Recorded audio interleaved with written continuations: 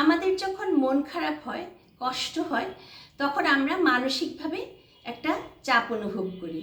আমাদের ভেতরটা তোলপাড় হতে থাকে, মন অশান্ত হয়ে যায়। তখন দরকার হয় মনকে শান্ত করার। এর সবচেয়ে সহজ সমাধান সবার কাছে একটাই, সেটা হলো কষ্টের কারণগুলো অন্যের কাছে শেয়ার করা। এর মানে হলো আপনার একটা দুর্বলতা প্রকাশ করে ফেলা। বেশিরভাগ মানুষই এটা করে, কিন্তু বেশি চালাক মানুষ এটা করে না। আমরা সাধারণত যাদের সাথে প্রায় কথা বলি, আমাদের রিলেটিভস, কাজিন, ফ্রেন্ডস, এদের সাথেই আমরা এই কথাগুলো শেয়ার করি। এরা আমাদের কথাগুলো মন দিয়ে শুনবে, আবার ঠিক সময় মতো ওই দুর্বল দিকটা ধরেই আঘাত করবে। সব মানুষেরই কোনো না কোনো দুর্বল দিক থাকে, কারো দুর্বলতা নিয়ে আঘাত করতে হয় না।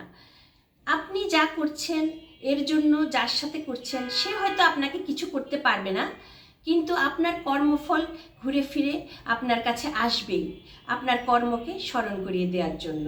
সবাই ভালো থাকবেন, খেরো খাতা দ্য নোটবুকের সাথে থাকবেন, লাইক করবেন, ফলো করবেন। ধন্যবাদ।